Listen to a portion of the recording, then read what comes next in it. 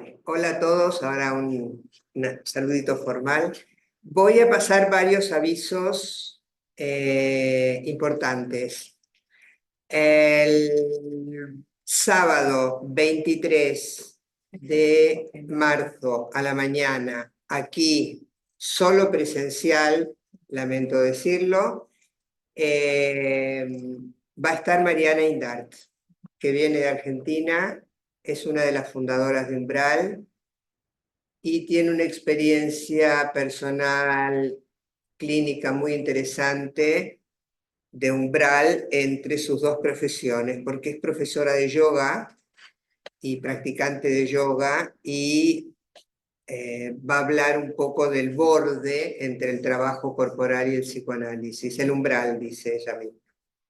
Primera cuestión. Segunda.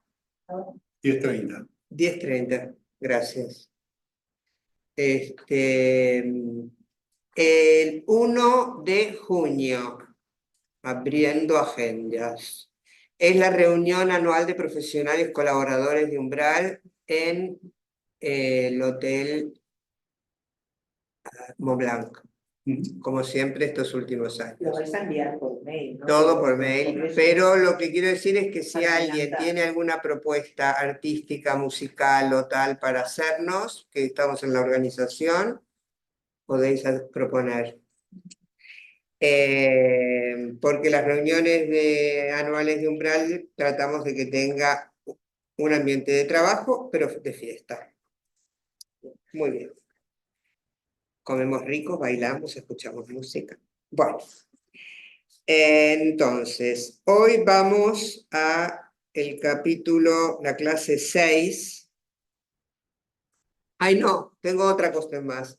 El lunes pasado empezó el seminario sobre psicosis que está dando Gisela Bolio. Grupo de estudio. Grupo de estudio. Entonces, la próxima es el martes. Martes 27. El martes 27, no es el lunes, subrayo eso, y está trabajando la clase 1 y la clase 6 del seminario de la psicosis, de la CAN, el seminario 3. Los invito a participar, muy interesante. Laura, Sí. el 16 de marzo, los miembros de Umbral Girona, tenemos la jornada de Genevieve Morel, Ah, que están todos invitados. Que nos encantaría que nos 16 de marzo. acompañaran. Sábado 16 de marzo. Viene Genevieve Morel a Umbral Girona. Trabajar sobre un matriz.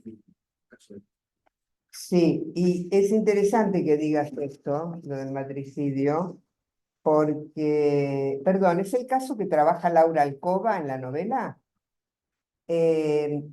Es interesante que digas esto porque justamente empieza el seminario de Umbral Tarraco y la primera sesión es sobre maternidades, Es el jueves que viene. Jueves 22. el jueves A las 22. 18:30. Lo digo En Tarragona y aparte online. Sí, se puede entrar online. El problema es que es jueves 18:30, que es un horario de mucho trabajo. Para los que estamos aquí. Muy bien. Terminaron las publicidades. Estamos muy productivos este trimestre. Y vamos a empezar presentando a Alejandro Piñato, que nos va a dar su trabajo sobre la clase 6. Presentar a Alejandro sería un poco una tontería porque creo que es la persona más conocida de Umbral. Pero lo que me parece interesante es contaros cuánto más allá de Umbral está trabajando en este momento Alejandro. En Umbral está hace más de 10, 15 años. Más o menos. Y es parte de la comisión de coordinadores de Umbral. En este momento está en el buró que dirige la Fundación Europea para el Psicoanálisis, que se renovó hace pocos meses. Y en Barcelona el año pasado fue parte del equipo fundador de una nueva institución que se llama Discurso. Psicoanalítico. Discurso psicoanalítico, que también sostienen actividades online de formación. Entonces, paso a darle la palabra a Alejandro. En este capítulo que yo les comentábamos abajo en el bar, que es muy interesante cómo utiliza la botella de Klein para hacer algo así como una vuelta de trapecio, para pasar de la lógica científica a la subjetividad de Sócrates, ¿no? Ujú. Vamos allí, en todo caso, luego en el coloquio lo comentamos. Bueno, espera que me voy a ubicar. Bien. Bueno, vamos a empezar a tratar de hacer una aproximación de una clase bastante compleja y bastante, o sea, tiene demasiadas cosas, ¿no? Como una clase muy rica, digamos, en cuanto a material. Lacan empieza esta clase anticipando que se tratará de un problema crucial para él, que es, o en realidad para el psicoanálisis, que es el de la identificación. Cabe señalar que la propuesta lacaniana es la opuesta a ubicar al analista en el lugar del ideal del yo, y que al final de un análisis el paciente se identificaría al analista. Volviendo a la identificación. Como ya lo había hecho anteriormente, en esta clase volverá a insistir en marcar las diferencias que existen entre pensar estas cuestiones desde la lógica formal y desde el psicoanálisis.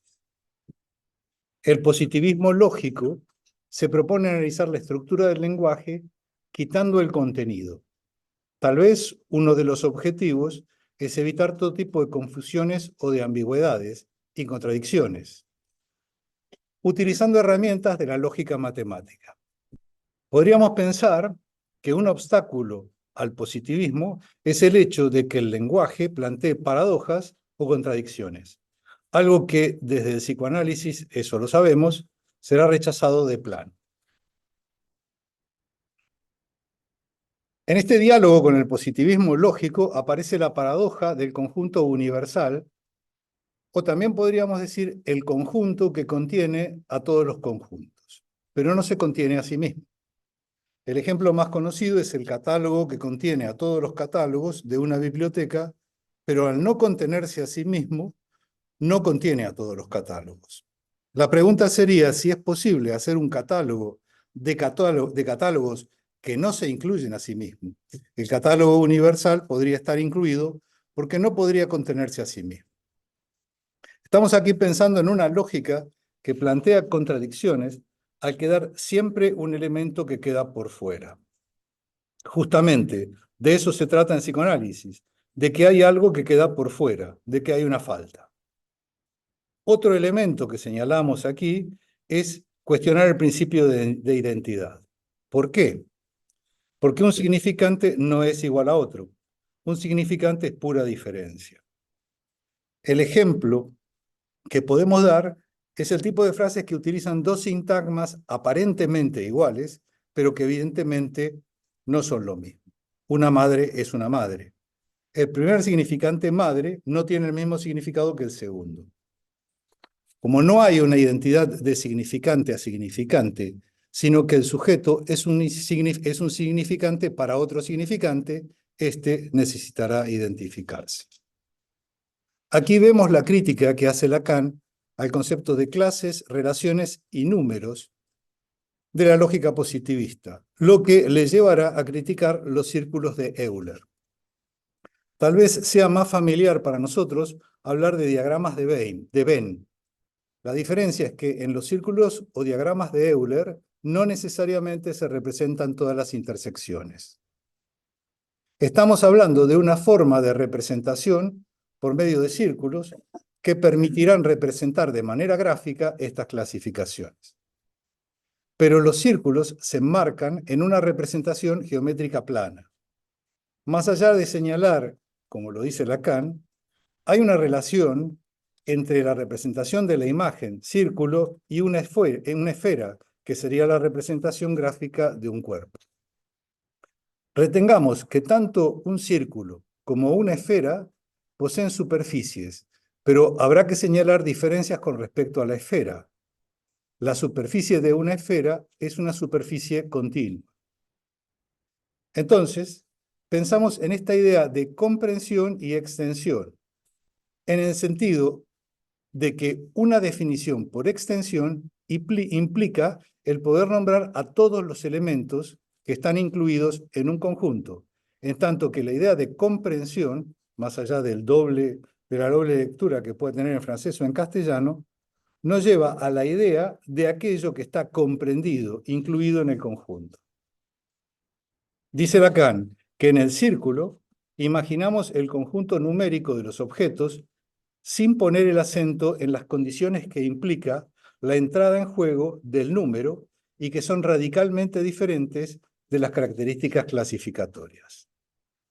Podemos pensar que se está refiriendo al cero, que la matemática lo ha resuelto como un conjunto vacío, que presenta un problema porque no estaría comprendido en la clasificación. El problema lo encontramos cuando pensamos en una escala de números de 0 al 10, por ejemplo. Si incluimos el 0, habrá 11 números en lugar de 10. Como vemos, estamos en el orden de lo que incluye o no incluye, en el adentro y en el afuera.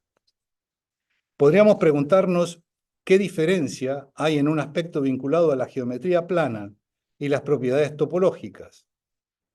La topología es un capítulo de la geometría que estudia las propiedades que permanecen invariables a través de una deformación. Nos lleva, en cierta medida, a plantearnos aspectos que a simple vista parecen sencillos, pero que, en realidad, son muy complejos. La banda de Moebius es una superficie topológica que presenta características particulares y que podríamos pensar como paradójicas, en la medida en que, si imagináramos un objeto que se desplaza por la superficie de la banda, habrá momentos en los que está en una cara de la banda y otros en los que estará en la otra. Luego volvemos a la topología. Cada lengua tiene su particularidad y muchas veces resulta complicado reproducir exactamente el equivalente de una expresión en la otra y, sobre todo, el efecto que produce tanto desde la homofonía y también desde la etimología. El caso es que en francés existen dos palabras para designar algo que en castellano usamos una. Me refiero a la diferencia entre nombre, número, y numéro, número. Nombre, en francés, se refiere al conjunto de los números, en tanto que numéro se refiere a la cifra que designa un lugar en una sucesión progresiva. Es importante señalar esto porque cuando nos referimos al conjunto, es decir, a la palabra nombre, en francés, vemos que incluye otra palabra francesa, nom, que en castellano sería sustantivo o nombre. O sea que en francés el significante que representa al conjunto de los números incluye la palabra nombre. En este punto podemos pensar, teniendo en cuenta la homología de la palabra número, en francés nombre, como el nombre, aclarando que algo homólogo es algo que cumple la misma función. Que Lacan da este rodeo para reafirmar el hecho de que, cito a Lacan, llegamos a un esquema estrictamente homólogo del que aquí avanzo dando que el significante representa al sujeto para otro significante. La forma de ejemplificar esta propuesta está dada en que el cero, la falta, dice Lacan, es la razón última de la función del número entero, que el 1 originalmente lo representa y que el 1 es lo que va a representar el 0 para otro 1. Complicado, pero... Luego Lacan evocará un escrito de Pascal, Pensamientos.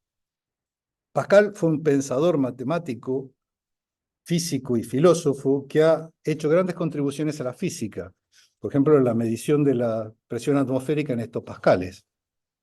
Es considerado también como fuente de inspiración para la posición existencialista en filosofía.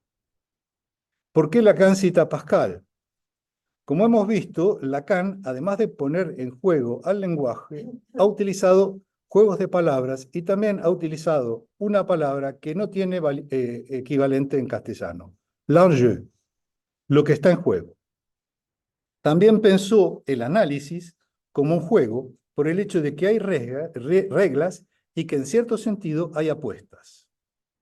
En la clase del 19 de mayo de 1965 de este mismo seminario, Lacan aborda el tema del juego. Se refiere particularmente al juego de la morra, en francés, mour, lo que equivaldría a entender también el jeu de l'amour, que se pronuncia exactamente igual que el juego del amor.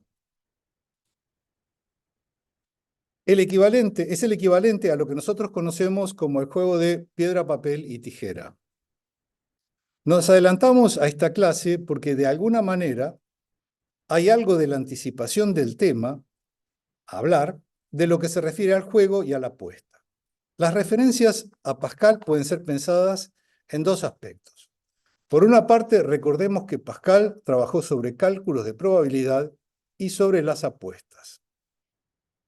Solo quiero señalar aquí que Pascal, en su trabajo sobre apuestas y probabilidad, cambia la concepción con respecto a quién pertenece la apuesta. Antes de la propuesta de Pascal, se pensaba que cada jugador era propietario de lo apostado hasta que terminara el juego.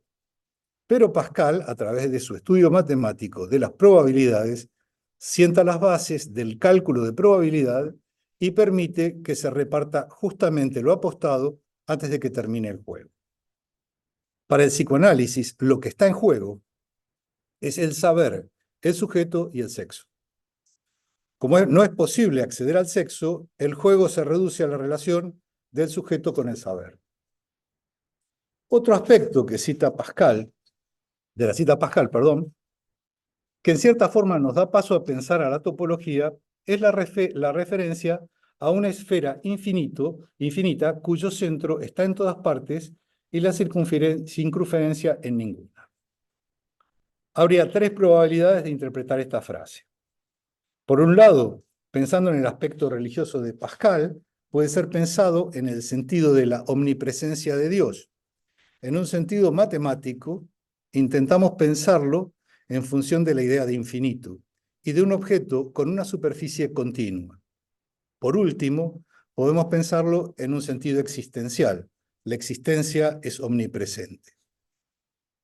Podríamos tener en cuenta la perspectiva vinculada a la topología, que nos lleva a intentar hacer una aproximación de la superficie de Klein y por qué Lacan hace referencia a este modelo paradigmático.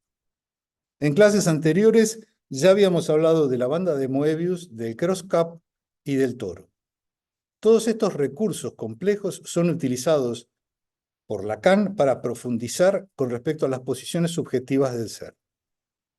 Al final del seminario, Lacan señala: este largo desarrollo está hecho para plantear e introducir lo siguiente, que este elemento central, tomémoslo como tal, respecto a lo que ven aquí figurado en forma de una banda de Moebius, este elemento central que la completa y que la cierra, y que es lo que hace un instante llamé porciúncula, esto topológicamente completa lo que hemos de decir de las posiciones subjetivas del ser. Lo que en la botella de Klein, de la banda de Moebius, se completa con una banda de Moebius simétrica y que la cierra bajo el aspecto de ese algo que parece un toro, tiene por equivalencia aquí otra cosa de naturaleza diferente a la banda de Moebius. Esta otra cosa es lo que topológicamente corresponde al objeto A. En la clase anterior surgía la pregunta de por qué la superficie o la botella de Klein. Como ya hemos visto, es una superficie compleja y tiene la característica que haciendo un recorrido no podremos determinar cuál es el adentro y cuál es el afuera. Es una superficie de una sola cara y un solo borde, sin exterior ni interior. En el breve texto que envié para plantear el enfoque que daría esta clase, propuse intentar articular el recurso topológico para pensar la identificación y lo que representa en la clínica psicoanalítica. Tal vez el punto significativo con respecto a la superficie de Klein es lo que Lacan llama punto de retroceso en la demanda, lo que hace que la demanda posea la cualidad de reversibilidad. La espiral de la demanda, las espiras, como él las llama, podemos pensar en las formas por medio de las cuales la demanda se manifiesta, al desplazarse a través de una porción tórica de la superficie de Klein, adopta el sentido contrario al de las agujas del reloj. Es interesante destacar que en un párrafo importante de esta clase, Lacan señala que la figura, o sea, la superficie de Klein, es utilizada para captar la coherencia, y aquí cito a Lacan, que hay en ese punto, si lo definimos, si lo determinamos como cerniendo las condiciones, los favores y también las ambigüedades, y por lo tanto los señuelos de la identificación, hacerles captar también la conexión de ese punto y que le da su verdadero sentido con lo que constatamos en nuestra experiencia clínica, a saber, la reversibilidad esencial de la demanda. Lo cual hace que en el juego dinámico, aparece de nuevo aquí el juego, de complejos, hay, por ejemplo, fantasma de devoración, al que no le supongamos que implique que necesite en cierto momento que por fuera de esta teoría resulta oscuro en su inversión propia, digo que resulte de esta inversión y que ordene el paso al fantasma de ser devorado. Tengo aquí para compartir con ustedes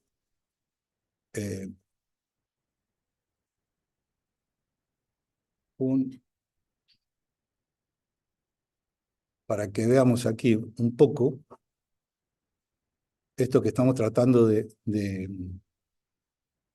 entender. ¿Sí? Y entonces vamos a ver si la podemos ver. Sí.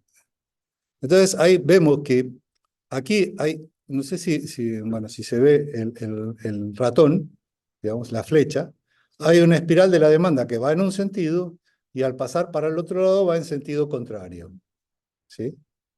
Y lo mismo se podría pensar desde el otro lugar, exactamente de la misma manera.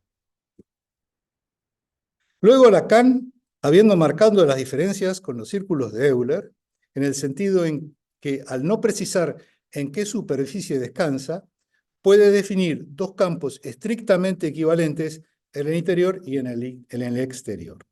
En contraposición, nos propone abrir la botella o el toro en la espiral de la demanda, que estaríamos en la parte tórica de la botella. Si bajamos un poquito más, vamos a tratar de ver si se va a entender. ¿Sí? Entonces ahí vemos que esta parte que les estoy señalando, que sería la parte tórica, porque es lo más parecido a un toro, si hacemos un corte ahí, ¿sí? Ese corte nos daría un cilindro. ¿Sí? Este corte permitiría discernir, dice Lacan, las funciones de la identificación. Es un corte, ya no es un borde.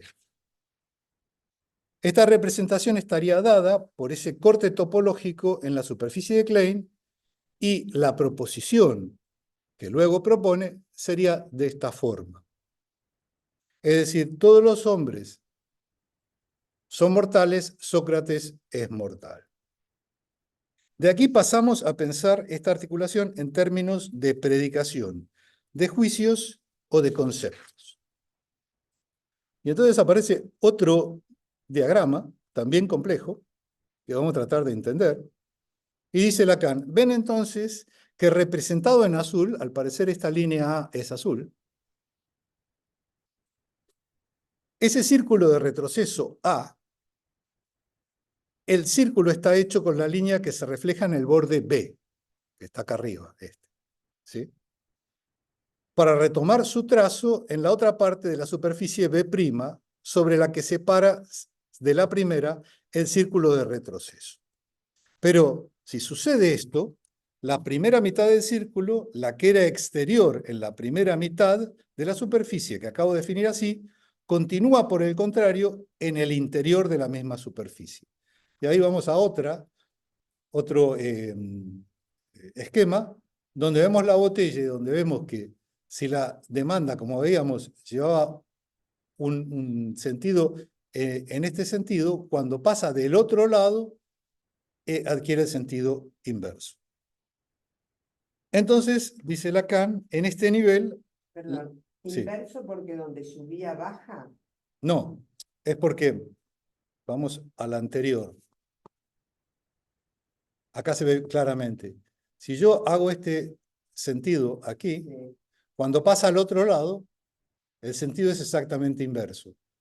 Es decir, aquí voy en este sentido y aquí voy en sentido opuesto. Como están en lugares opuestos, va en sentido opuesto. Dice por las necesidades estructurales de la curva, Bueno, sí. claro. Por lo que vos Sí. mostraste, lo llama así. De todos modos, yo insisto que en esa parte que dice Lacan, que a mí me pareció muy importante, es en cierto momento, es decir, que no siempre va a haber una inversión de la demanda, o al menos es lo que interpreto yo. Entonces, seguimos.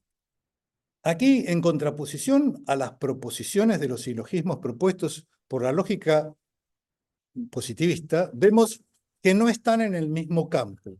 Desde el punto de vista de la identificación, que se plantean que todos los hombres y el son mortales, es decir, no están en el mismo campo. Que se plantea que el Sócrates y el es mortal no están en el mismo campo, de acuerdo al esquema que habíamos visto, que después lo vamos a retomar. Y que no se dice en absoluto que el Sócrates no debe en absoluto ser distinguido por su función, incluso lógica, de lo que sería el sujeto de una clase simplemente definida como predicativa.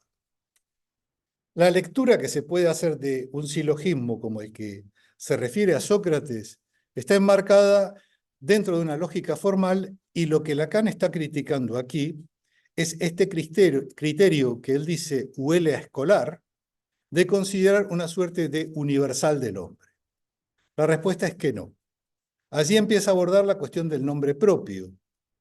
Ya había producido efecto de sentido y que no había podido ser representado, que ya al decir esto, esta frase que les voy a decir ahora, ya había producido un efecto de sentido y que en las dos traducciones en castellano no aparecen representadas. Él dice en un momento dado, tous les noms sont mortels. Y acá les voy a volver a compartir pantalla porque me pareció interesante esto. De esta frase, tous les noms sont mortels. Fíjense que abajo puse nom y homme, y hace como una condensación de la palabra nom. Los hombres nombrados serían, ¿no? Son mortales. En realidad, más que efecto de sentido, podríamos considerarlos como efecto de interrogación, como muchas frases crípticas de Lacan. Con respecto al nombre... Sí. ¿Cuál de las ediciones sale? Stafferla. Sale. Stafferla. Stafferla. En esa... No, Sí. Y sale varias veces, ¿eh? No una. no, bueno, Sí. por aquí no han corregido, diciendo que era ON. Claro. Ah, Con respecto al nombre propio, tema que ya ha abordado en clases precedentes, Lacan nos señala que la función de nominación es donde podemos ver claramente una función que es propia del significante. Es la de no poder identificarse consigo mismo, lo que seguramente, dice Lacan, viene a culminar en la función de una nominación. Como dije antes, hay efectos en la lengua francesa que son difíciles de reproducir en castellano, y seguramente sucede lo mismo en castellano como en otras lenguas.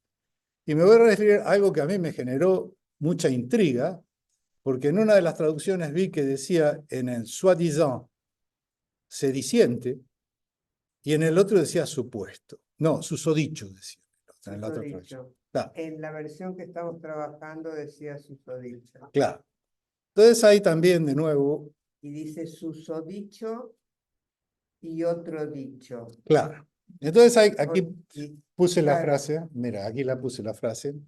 Dice, ce Socrate qui est à la fois soi-disant. Sí. Ojo que soi-disant en francés quiere decir supuesto. Es un supuesto. Pero claro, ahí juega Lacan con este efecto al decir en autre disant, que podría ser un otro supuesto. Y que entiendo que es un poco difícil de traducir ese efecto que quiere darle No lo quites, por Lacan. favor. Bien. Aquí vemos una dificultad de traducción y que en ninguna de las dos versiones, castellano a la que accedí, la han podido resolver de manera más o menos aceptable. Porque soi-disant es un supuesto y un autre disant es una creación de efecto que hace Lacan. Es decir, que no hay un solo Sócrates, puede haber otros. Esta crítica es la que hace señalar que no se puede tratar de manera homogénea con lo que se podría ser incluido en la rúbrica de todos los hombres. Este es el momento de decir apaguen los móviles, por favor. Ahora nada más no lo encuentro. Bueno, te esperamos, te esperamos. Bueno, después si querés lo edito esto y lo saco.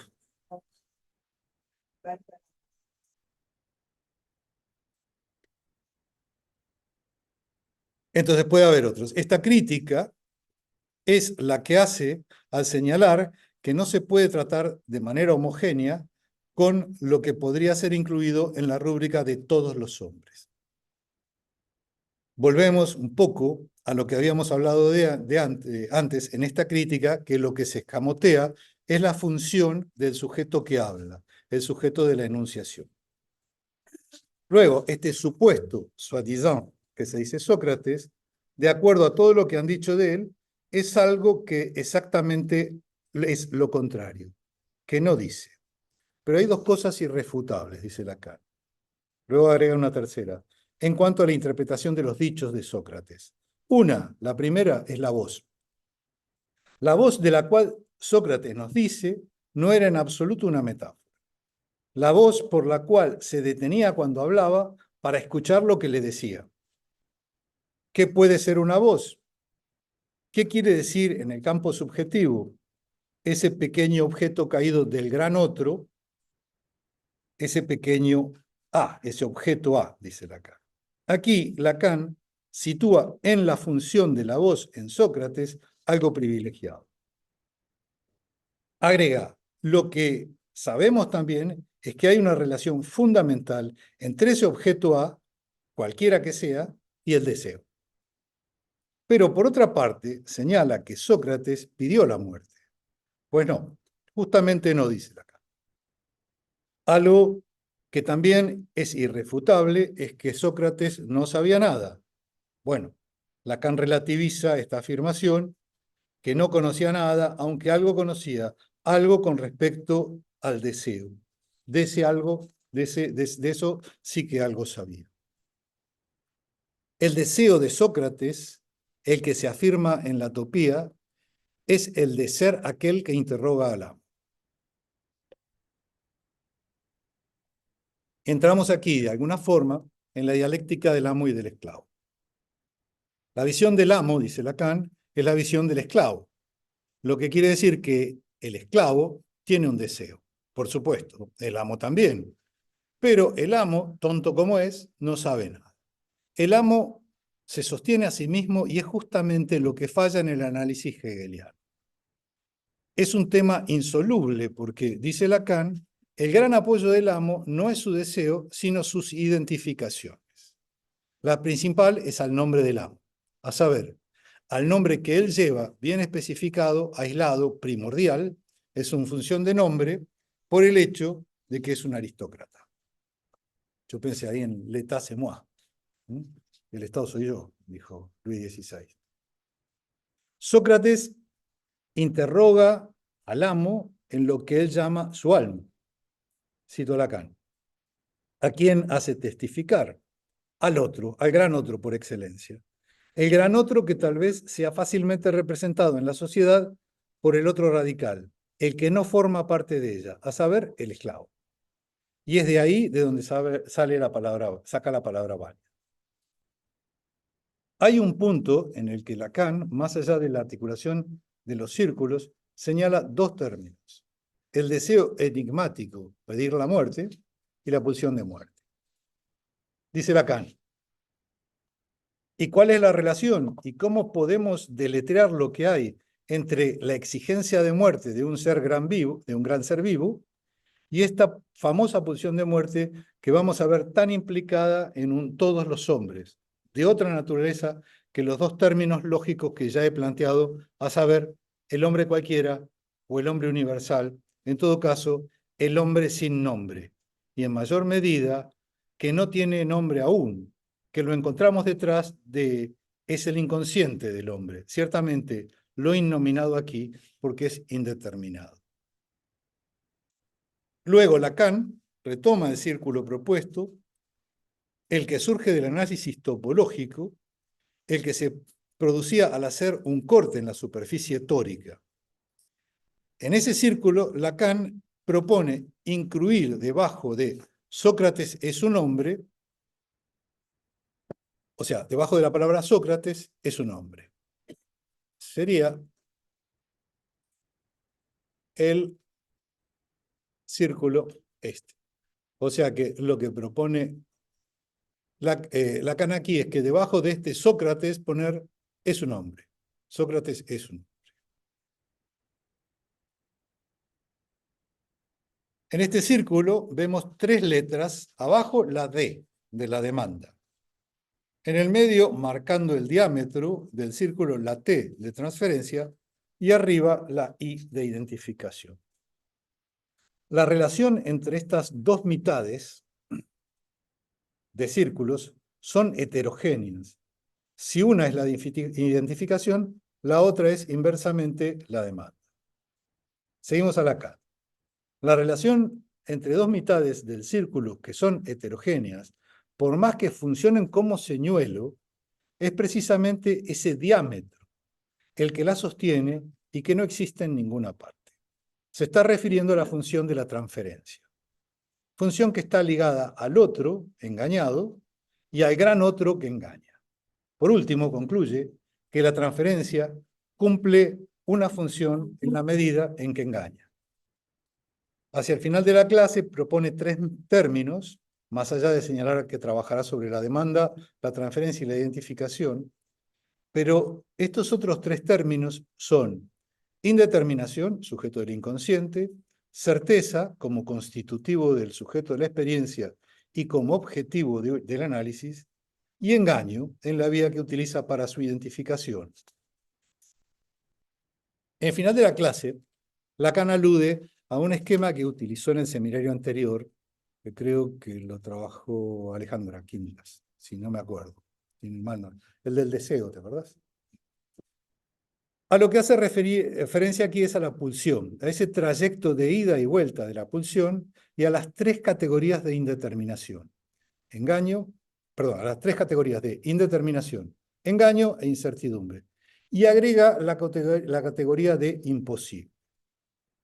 En estos últimos párrafos aparece la referencia al juego y a lo que él llama una partida.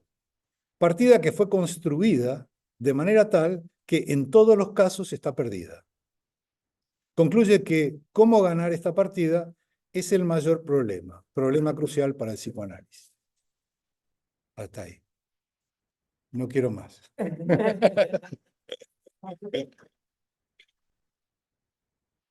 Muchas gracias, Alejandro. Bueno, abrimos un ratito de preguntas, de coloquio o de reflexiones o lecturas que hayáis hecho vosotros. Yo tengo una pregunta y un comentario. Adelante. La pregunta es, al final estabas diciendo incertidumbre, y yo tengo en mi texto certeza. Yo también tengo certeza. Bueno, lo que pasa es que sería incerteza que no existe en castellano. La palabra incerteza no existe. Certeza. Yo también, en la versión... Certitud. Espera que... Yo trabajé la versión de los colombianos, ¿es? Sí. Y dice certeza. Y esta la mía es la de la ALE. La determinación con referencia a Posiblemente los colombianos hayan traducido la de la ALE. No, en la de Staffarla dice après les autres, indétermination, tromperie, incertitude. Esta es la de Staffarla. Sí, hay que pensar y variarse también, En ¿no? cuatro términos, él dice como que ya lo hubiera nombrado. Y para mí estos cuatro dichos así, es la primera vez que los encuentro como una lista, ¿no? El engaño de la transferencia sí habló en el seminario 11, ¿no? Pero esto lo otro, indeterminado, el sujeto del inconsciente, y certeza o incertidumbre, porque, digamos, según qué lado de la parte tórica. Bueno, un comentario que además viene al caso, como terminó Alejandro citando la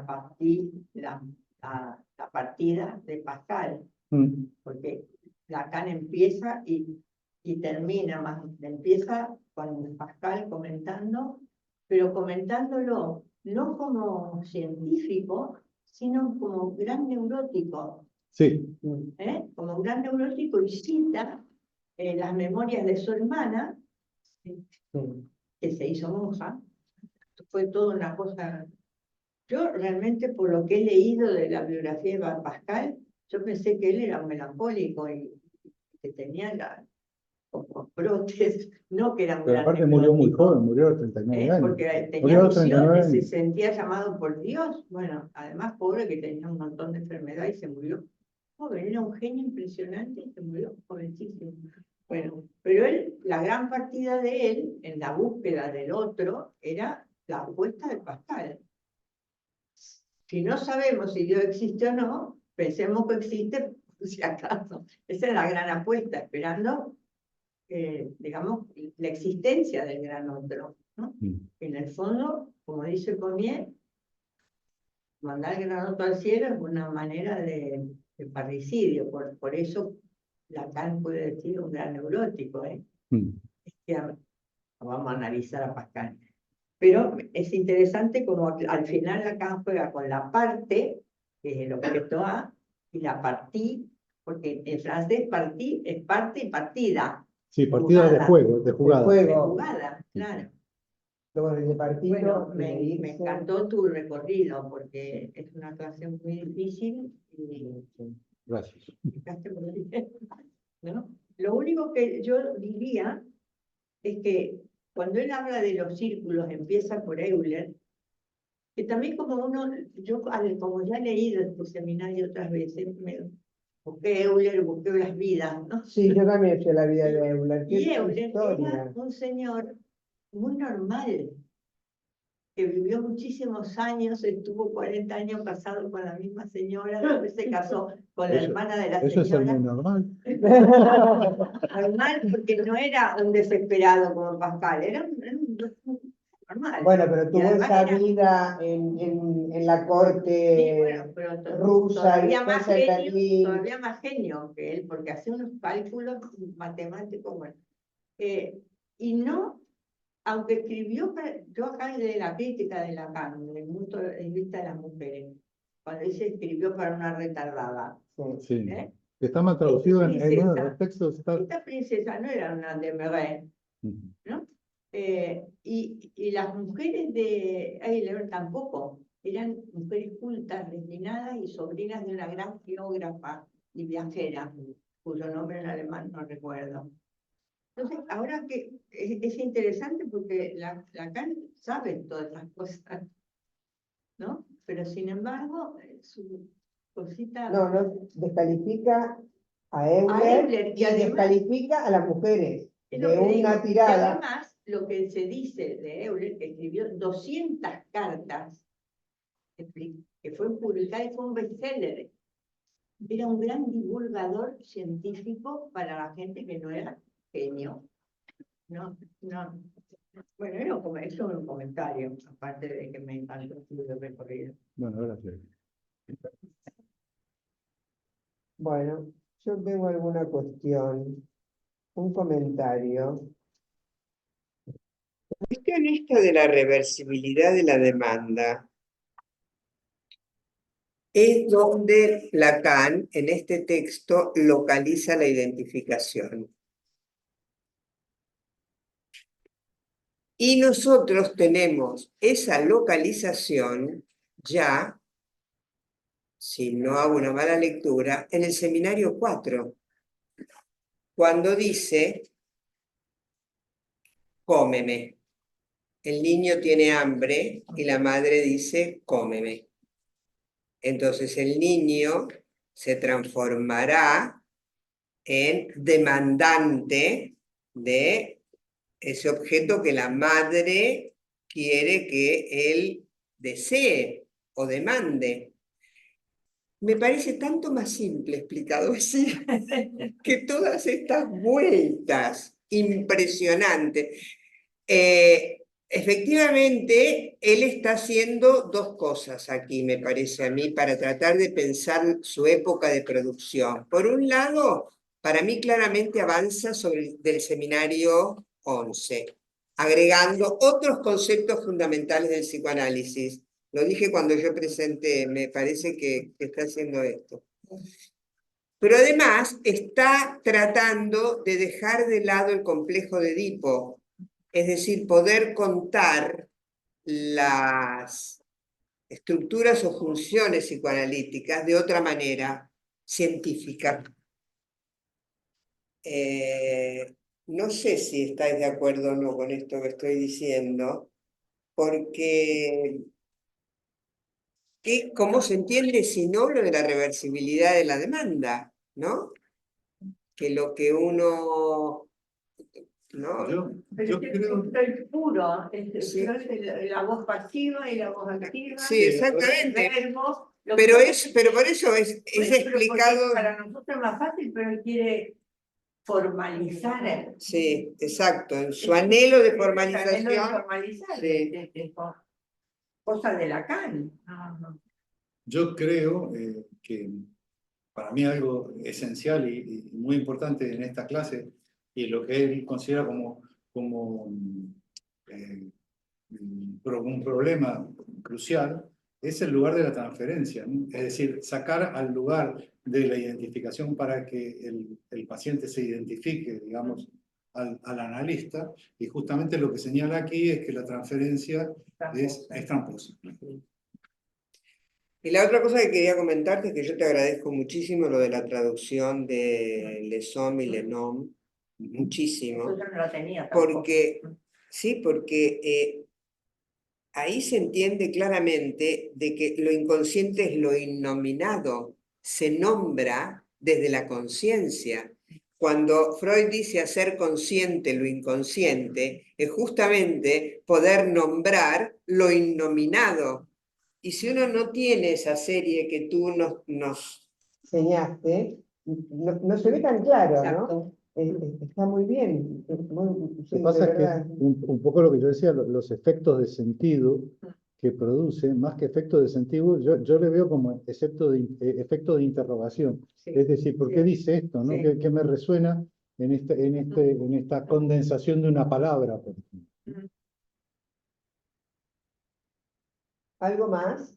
Ana Tensa levantó la mano. Sí, adelante. A ver si esta vez se me oye, que la última Perfecto. recuerdo que tuve, bueno, se me oye, ¿verdad? Sí. Bueno, gracias por la exposición, que vaya capítulo te ha tocado. Yo creo, sobre lo que se comentaba, que no es, digamos, no es una complicación gratuita, sino que responde de alguna forma a lo que posteriormente tratará de una forma más rigurosa Lacan. O sea, si, por ejemplo, pensamos en los últimos seminarios, en el seminario 25, por ejemplo, él da digamos, pone de relieve de una forma muy particular el tema de la orientabilidad. ¿Y esto cómo lo pone? Pues lo pone en relación a la banda de Moebius, ¿no? Como banda no orientable que a partir de un corte pasa a ser orientable. Entonces, desde el punto de vista de siempre desde el punto de vista de cómo Lacan intenta comprender el psiquismo humano, ¿no? El hecho de que pueda ser representado por una banda orientada o no orientada cambia mucho las cosas, ¿eh? Pensemos en el estadio del espejo. Cuando es posible que una superficie sea orientable o no lo sea, o sea, cómo transforma el espejo esta cualidad de orientación. Entonces, en el caso que nos describía la comunicación, esta botella de Klein, o sea, tiene la particularidad de que cambia la orientación del primer al segundo tramo. O sea, en definitiva, una botella de Klein son dos bandas de Moebius, nos dirá posteriormente en algún momento. El dibujo justamente que presentó. Entonces, claro, o sea, el tema de la orientabilidad, el que pase de ser, de tener una orientación a tener otra, no es un tema baladí, no es para complicar la troca, que diríamos en catalán, ¿no?